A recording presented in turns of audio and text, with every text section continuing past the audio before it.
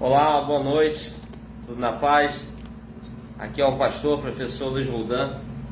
Eu quero aqui, nessa noite, estar falando algo muito importante que faz parte da nossa prática de vida, que são os nossos relacionamentos e com quem nos relacionarmos.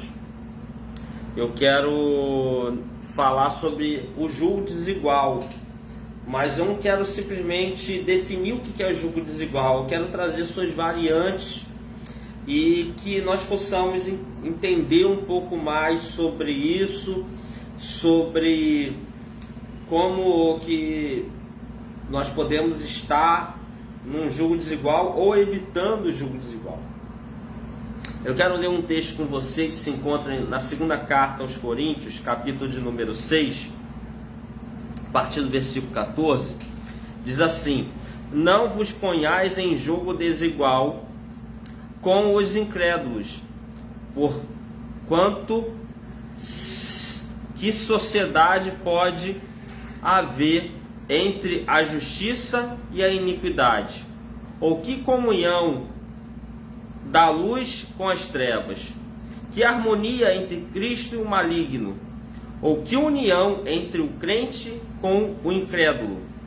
Amém? São perguntas retóricas que suas respostas são nenhuma. A resposta para todas elas: não pode haver tal ligação. O que era o jugo? Por que é usada essa palavra jugo? O jugo era uma madeira colocada para unir dois bois ou dois jumentos, os quais eram usados para arar a terra, para preparar a terra para o plantio. Perceba que a junta de bois ou junta de jumentos era uma dupla de bois ou uma dupla de jumentos. Eles estavam ligados um ao outro. Um boi estava ligado a outro boi e um jumento ligado a um outro jumento por essa madeira chamada jugo. Então nós começamos a ver que a linguagem usada aqui é sobre animais que andam juntos para um certo propósito. O que é trazido para o ser humano que andam juntos para um certo propósito, ou pelo menos deveriam. Nós começamos a perceber que jugo é uma madeira que fazia ligação, onde deixava os dois animais ligados. Com isso, jugo fala de ligação. E dentro dessa realidade, nós estamos vendo o seguinte: um jugo desigual é um jugo, ou seja, uma ligação que não está harmônica. E como que era isso dentro da questão do tratar a terra? O jugo desigual era quando se colocava um boi ligado a um jumento. Quero aqui rapidamente deixar a paz do Senhor a todos aí que estão nos assistindo, já estão interagindo aqui comigo. Então você ligar um boi a um jumento era um jugo desigual. Por quê? Porque o boi era mais forte que o jumento. Com isso, o jumento não ia aguentar o ritmo do trabalho do boi. E também, pelo fato do boi ser mais forte, ele iria acabar arrastando esse jumento e ficando mais fraco, mais debilitado, mais desgastado, porque em vez dele dividir a carga com outro boi, ele estava tendo que arrastar o jumento que estava ligado a ele. E o jumento ia ficar muito desgastado, porque ele teria que fazer um trabalho com alguém que era mais forte que ele. Então ele, para tentar alcançar o ritmo do boi, ele ia ficar muito desgastado e não ia ficar bom o serviço. Voltando isso à questão do relacionamento, o jugo desigual são pessoas que têm diferenças espirituais. O cenário de Corinto era um cenário onde o evangelho começa a ser pregado e se forma uma igreja local ali, ou seja, uma comunidade de fé cristã, num local que não tinha crente até então. Então você tem uma parte da cidade é cristã e outra parte não é cristã. E com isso aconteciam muitas situações de ainda haver relacionamentos entre cristãos e não cristãos. Só que o que Paulo está dizendo aqui? Paulo está dizendo para que não venha a acontecer. E a gente começa a entrar nas variantes desse jugo desigual. Quando nós vemos um cristão tendo um relacionamento com uma pessoa não cristã, a gente começa a entrar no jugo desigual.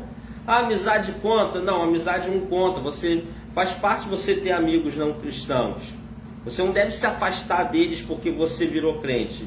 Porque na realidade isso seria até um empecilho para o cristianismo. Porque iriam falar lá, fulano virou crente e não fala mais com a gente. Por isso que eu não quero ser crente. E era isso que a gente vai acabar ouvindo. E como que você vai ganhar eles para Jesus se você não tem mais contato com eles? Então isso não vai a questão de amizades, vai uma questão de relacionamento amoroso.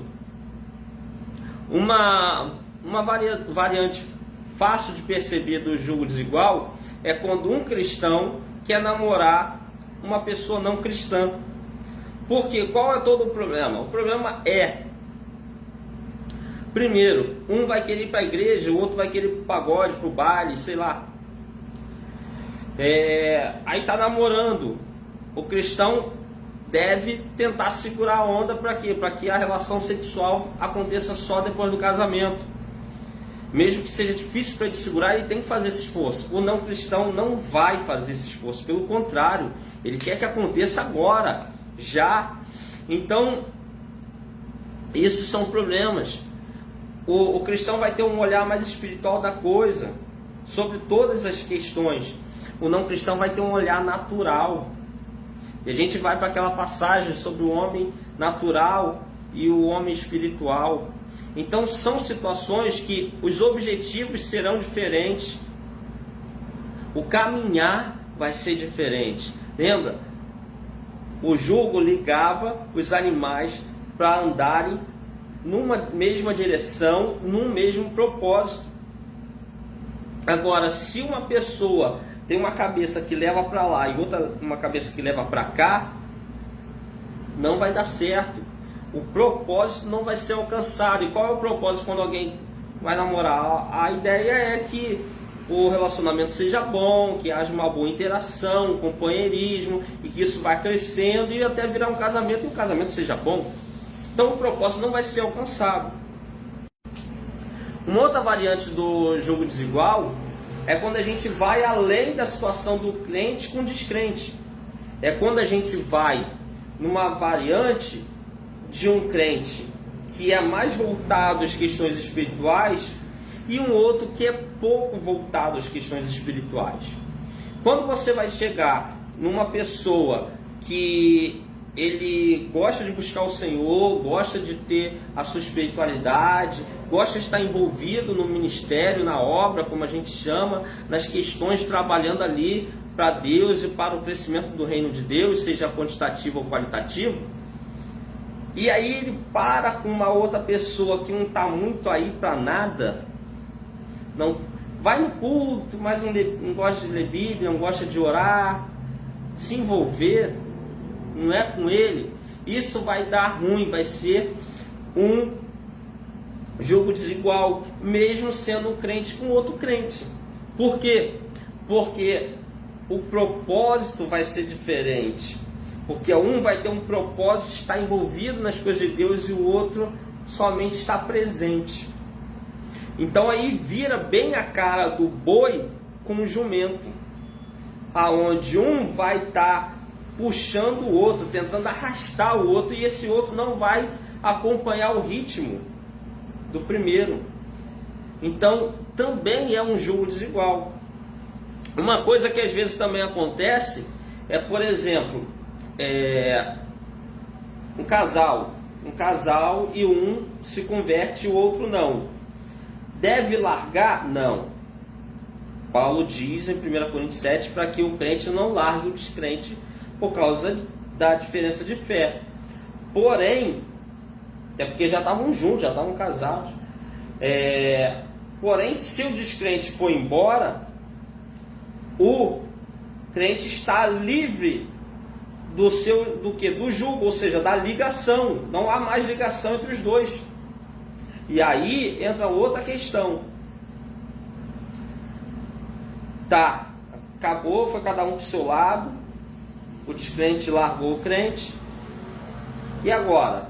Agora entra uma outra variante do jugo desigual, que é quando o descrente, que é quando o crente, quando o cristão quer retornar ao relacionamento com este descrente que o largou ou a largou. E por que é um jugo desigual? É um jugo desigual porque agora eles já estão separados. Já estamos falando de um crente com um descrente que não tem relacionamento, porque já acabou. E esse cristão quer se envolver com o não cristão. Então, isso é um modo de jugo desigual. Vai passar pelos problemas, se retornar, vai passar pelos outros dois modos aí de jugo desigual que falamos anteriormente. E a gente entra numa questão do... Pode acontecer de um cristão conhecer uma menina não cristã, ou uma menina cristã conhecer um rapaz não cristão, e haver uma afinidade, um desejo entre os dois. O que se faz? Bem, a gente pode pegar como exemplo o caso do príncipe de Siquém com a filha de Jacó. Jacó vira para o cara e fala o seguinte: você quer casar com minha filha? Então você vai seguir o nosso Deus e os nossos costumes. Então o que acontece? Se o descrente quer se relacionar com o crente, ele tem que se converter. E esse se converter tem que ser real, não é simplesmente levantar a mão, falar que está aceitando Jesus e lá na frente. Não, tem que haver uma conversão real, ele tem que crer em Jesus. Isso não depende do cristão. Então, nós enfrentamos muitas das vezes dentro das igrejas o chamado namoro missionário. Aí a menina quer namorar o rapaz de fora e não, eu vou converter ele, eu vou ganhar ele para Jesus. Não, você não é o Espírito Santo. Quem convence alguém é o Espírito Santo, você não é o Espírito Santo. Então não tem porquê esse pensamento. Se o rapaz se converter realmente e você vê essa diferença na vida dele, aí é outra história. Agora você está falando de um cristão com uma cristã. Então devemos evitar, porque vai haver diferença de pensamento. Domingo um vai querer ir para a igreja, o outro vai querer ir para o pagode. Entendeu? É diferença no modo de tratar um ao outro, é diferença no modo de pensar, até mesmo a valorização da família muitas das vezes.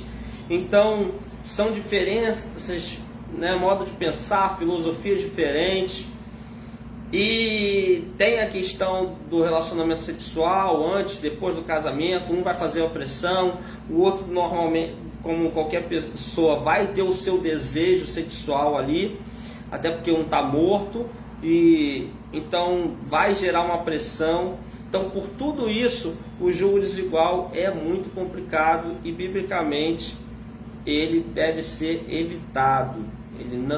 E passar por cima desse ponto, desse princípio bíblico, é padecer por livre escolha. Porque muitas das vezes nós padecemos pelas escolhas que nós fazemos. Então é muito interessante e muito importante atentarmos a ideia de que andar com uma pessoa da mesma fé que você ajuda muito dentro do relacionamento. Ajuda muito de estar os dois caminhando na mesma direção, no mesmo propósito.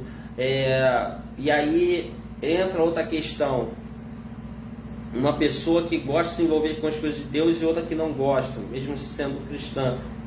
E aí também é outra coisa a se evitar, porque senão vai ser o boi tentando arrastar o jumento e o jumento sendo arrastado pelo boi. Então não vai dar certo. Então é muito interessante, e isso vai além do que, por exemplo, uma vez me perguntaram: pode uma pessoa já com tempo de caminhada no Evangelho namorar uma pessoa nova convertida? Pode. A questão essa pessoa com tempo de caminhada no Evangelho, ela tem um nível de espiritualidade, um nível de dedicação às coisas de Deus? Essa pessoa nova convertida está acompanhando esse ritmo ou chegando pelo menos perto? Porque é inegável que sempre vai haver um que está mais forte espiritualmente que o outro, sempre vai ter um que vai estar mais maduro espiritualmente que o outro, mais dedicado que o outro, mas essa diferença, ela não pode ser gritante, ela tem que ser pequena. Então, nós começamos a ver aí coisas que nós temos que analisar. E sempre vai haver aquela pergunta, aquele questionamento, mas isso é mais um filtro para eu ver com quem eu vou me relacionar. Isso acaba afunilando as minhas opções, isso acaba dificultando mais ainda. Realmente dificulta, mas é melhor do que você passar um relacionamento conturbado, às vezes virar um casamento conturbado, você passar por um divórcio, por coisas que você poderia ter evitado.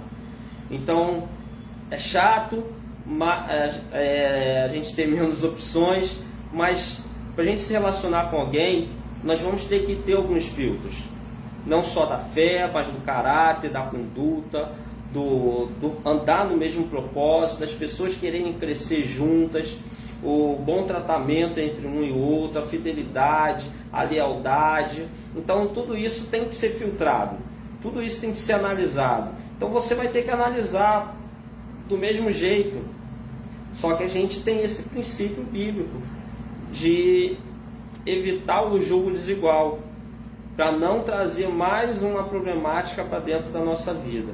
Então, deixa aqui essa explicação. O vídeo vai estar aqui direto no meu Facebook. Você que pegou aí no meio do caminho, você pode pegar o início explicando o que era o jugo, porque essa linguagem com os animais, e você vai entender bem a questão da ligação disso tudo, da ligação entre o casal. Então vai estar no meu YouTube, gente. Compartilha esse vídeo aí no seu Facebook. Se você vê o link no YouTube, compartilha. Se inscreve no meu canal no YouTube, dá um curtir lá. Muito me ajuda quando vocês fazem isso. Por quê? Porque o YouTube fica lançando meus vídeos como indicação para as pessoas. Então é mais fácil você divulgar o meu trabalho assim. Por quê? Porque se você gosta dos vídeos que eu faço aqui, eu creio que você vai querer que mais pessoas vejam. E esse é um modo de você fazer mais pessoas mais pessoas venham assistir. Então deixo aqui um forte abraço para você. Que Deus abençoe sua vida. Dá um curtir, compartilha e tamo junto aí.